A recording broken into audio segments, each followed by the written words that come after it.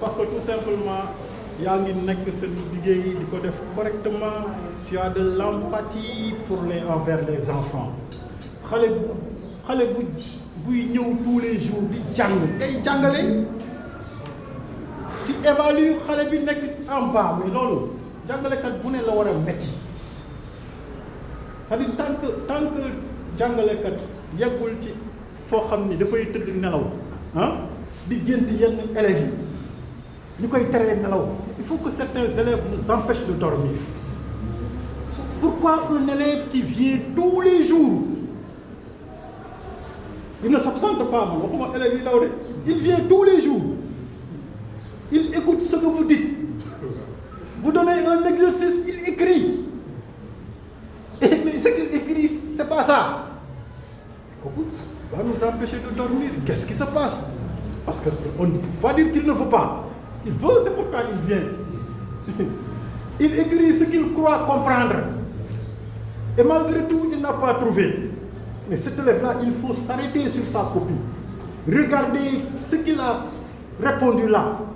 Vous l'analysez pour voir où est-ce que ça cloche.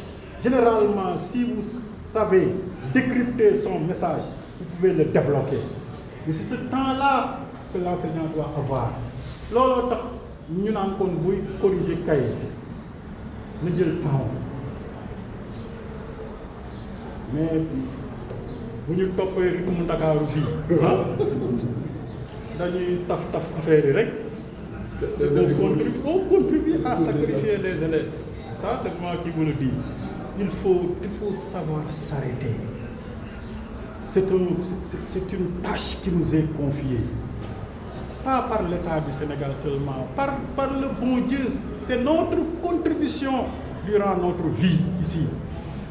Loolu la ñu yàlla di laaj après ba ma la teralee sa moroom yi nga juddandoo loon, ñenn ñi ma rey leen, ñenn ñi ma échoué loon école, ñenn ñi def concours defandoo concours yow nga jàll ñoom jàll ñu, yow nga am salaire ñu affecté la foo xam ni dañ lay jox ay xale nga leen di jàngal.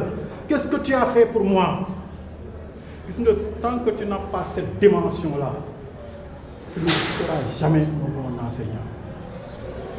Parce que nous, le directeur, mënul ci yow dara, l'inspecteur bu ñëwee, qu'est-ce qu'il te sanctionne, bon après. Mais sache que celui qui est là, le grand témoin, celui qui vous a donné le privilège d'être là, c'est celui-là qui va vous juger et qui vous demandera des comptes. C'est ça qui va faire de vous des enseignants empathiques. Quand l'élève ne trouve pas, j'ai des problèmes, que je développe les stratégies qu'il faut pour l'aider à remonter la pente. Loolu bu dañee ci jàngalekat dara desu ci. Ça c'est moi qui vous le dis. Parce que loolu bu ñu ko dindee ci jàngalekat, actuellement le monde est à un niveau de développement technologique tel, classe bu ne mënoon na def benn appareil fii, filmer toutes les leçons, di bës bouton xale yi toog, intelligence artificielle di leen expliquer. C'est possible, le monde yegg na foofu. Mais pourquoi on ne peut pas se passer de l'enseignant en chair et en os? C'est parce que le feedback là, moom rek moo ko mën, moom rek moo mën a am sensibilité boobu. Personne ne peut l'avoir. La machine ne peut pas. C'est ça qui reste de l'enseignant. Et malheureusement, dans les grandes villes, si on ne fait pas attention, c'est ça qu'on est en train de perdre. C'est ça qu'on est en train de perdre. Cette empathie. On se contente de dire, ouais, xale yi léegi dañu nul. Xale yi léegi ne veulent pas. Mais est-ce qu'un enfant peut ne pas vouloir apprendre? Non. Dafa tollul fu muy bëgg ak fu muy bañ. On le motive. On lui fait aimer les études. Et c'est nous qui avons cette responsabilité. Am na jàngalekat yoo xam ne bu ñu yoree xale benn at, yàlla xam na ne xale yi changer comportement.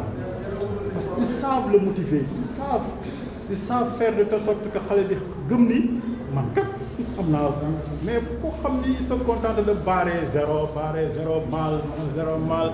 Bon, après ce qu'on va avoir, c'est l'impuissance apprise. Les inspecteurs connaissent.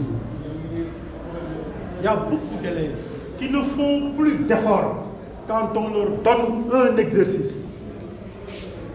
Au lieu d'affronter l'exercice, de développer des stratégies, ils écrivent pour écrire. Parce qu'on leur a tellement habitué à des contre-performances, à de mauvaises notes.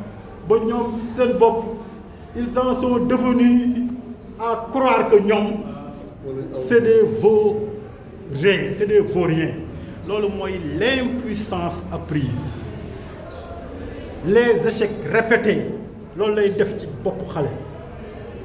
lieu d'affronter les exercices, ils développent des stratégies de contournement. Et on ne fait pas attention à ça. C'est une responsabilité. Il faut oser.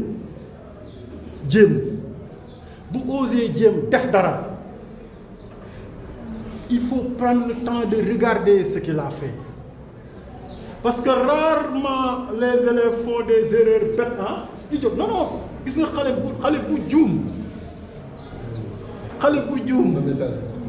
je vous assure, l'erreur du modèle, ça obéit à une logique. Ça obéit à une logique. Si vous corrigez, mais qui